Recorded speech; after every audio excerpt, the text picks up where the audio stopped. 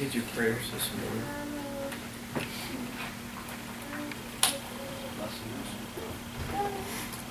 Feel awful weak when I get up here and like my dad was saying, it hasn't gotten any easier, and about 11 years I guess I've been trying to do this now.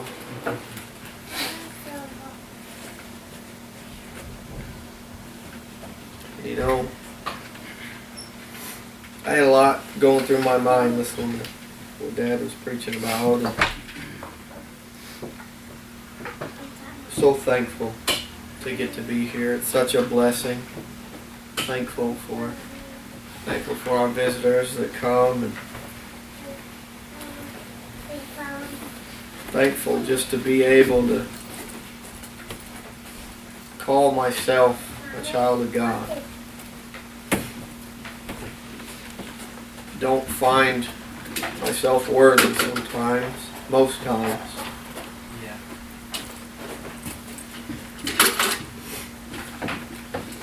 And you know, I was thinking about us getting this new building here, and I looking so forward to be able to work in this little community and try to reach out and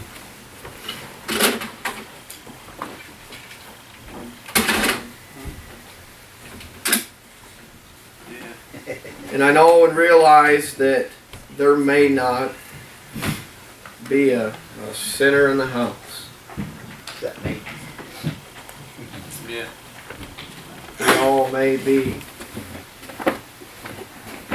children of God, and nevertheless, I don't know any other way to do it than to just have church and feel good and feel the Spirit. I mean, you know, when I think about how it's tough sometimes when we come out and maybe it's just a handful of us, and I think about, you know, why do we even need to bother? And then you know what? Just how weak I am. I'll hear maybe Sister Tiffany or someone start singing a song and start feeling maybe a little bit stirred up inside. And then the very next thought I'll think is just what you were talking about with Peter. When he looked at Jesus and said, where else would we go? This is the only thing that I know to do. What are you going to do? Stay home and not get blessed over? And you know, when the Spirit begins to move, I think to myself, how foolish that I was to have that thought. Yep. That's just how weak I am. That's right. That's right. And you know, it's just like when David was just a young lad, just a humble and meek little shepherd tending to a little flock. And he was the youngest of his brothers there. And yet God had chose him. And you know, there was an army warring against Israel, the Philistines there. And a couple of David's brothers were off fighting with the soldiers in the army of Israel there. That's right. And you know, David, his father there came to him one time and put together a little basket of food. And he told him, he said, you take this. Go see how your brothers fare. Yeah, that's right. People, there was a reason for that. God was working right there. Amen. And you know, unbeknownst to David there, the Philistines had sent out a great man named Goliath. Listen. And he was mocking the true God of Israel. Yeah, cursing him. And he was mocking him and cursing That's right. the God of David. Listen, and he would stand out there, this great man, 9 feet tall, listen, and had a spear that weighed 100 pounds there, and he would smote himself on the breast, and he'd look at the army of Israel and say, I defy your God, you send one out to come and face me. Listen, you send one man that's brave enough to come and face me, and if he defeats me, we're going to lay down and serve your God. Listen, you know what? Unbeknownst to Goliath, there was a little shepherd boy coming through the valley there, carrying a little staff, his shepherd's staff, and carrying a little bundle of food, coming to feed his brothers there. Don't you know, listen, that when David come, and that giant just happened to be right there, mocking the army, listen, mocking his God, and David heard him there.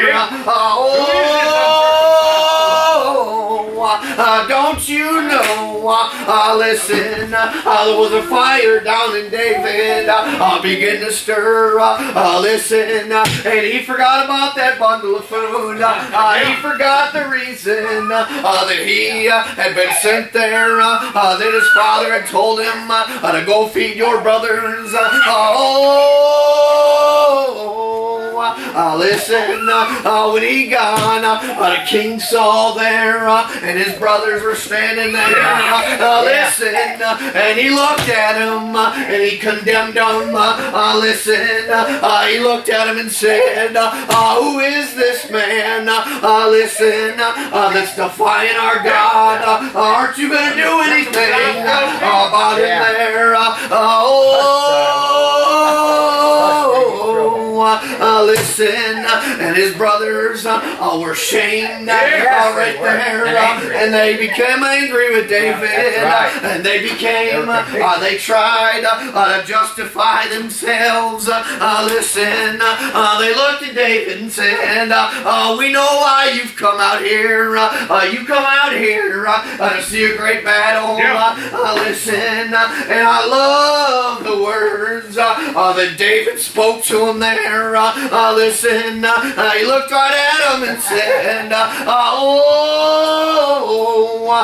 is there not a cause for me to be here? Listen, you know what? When Paul was preaching in that city, listen, and they became angry with him there, Brandon, and they stoned him, listen, and they took him outside the city gate and threw him out, listen, thought they killed him there, Paul picked himself up, and he dusted himself off, and he went marching right back into that city, that same cause, Papa, that's right. was right there. There is a cause. Come on. Absolutely. Don't you understand, listen, that there is a cause this morning, listen, and it's just as true, just as needed today as it was back then. That's right. That's right. So when we doubt, when we question,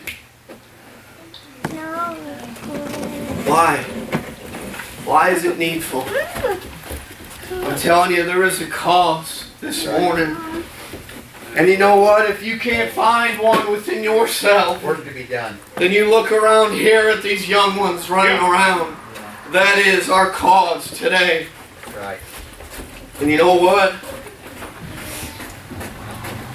It's just like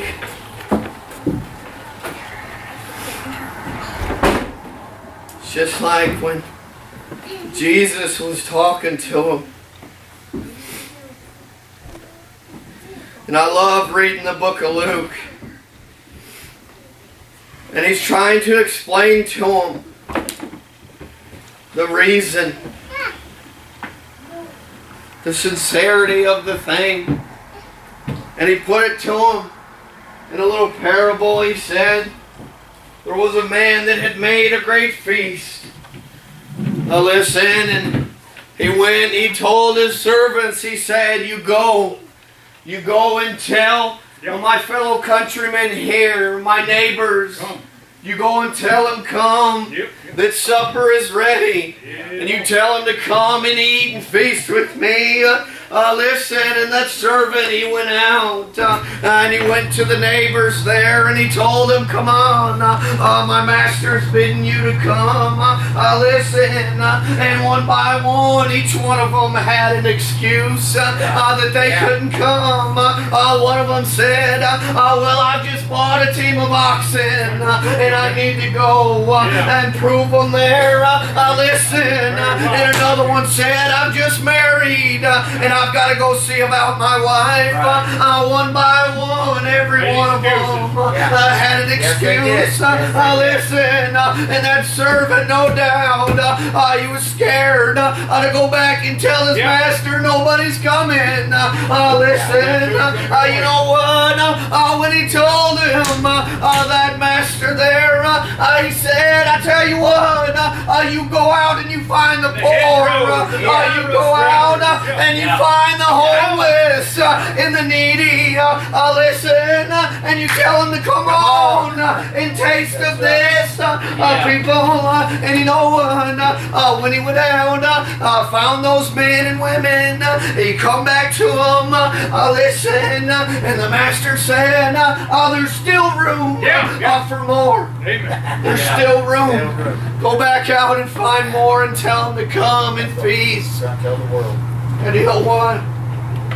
I believe with all my heart that Brother Charles is sitting at that table. Amen. And he's feasted. Yeah. And you know what? Yeah. One of these days we're going to get to sit down at the table with him. And with Jesus at the head of the table. I've heard that dream you tell about sitting at that table. Listen, and seeing food as far as you can see. You know what? When Brandy called me and told me that Brother Charlie had passed, I broke my heart. I love that man. Listen, and you know what? She told me that they had come and found him motionless, non-responsive, was already dead. Listen, I don't know how long he'd been there, but the first thing I thought of was when he closed his eyes, he wasn't alone. There was somebody standing right there, saying, enough's enough, you come on home, I've got supper ready. Yeah, Lord. Your work's done. He wasn't alone. If he had the eyes, we had the eyes of old Elisha, we'd have seen him standing there saying, enough's enough. Well done, thy good and faithful servant. You've been faithful over a few things. You come on home. Brandon, once you come, I love each and every one.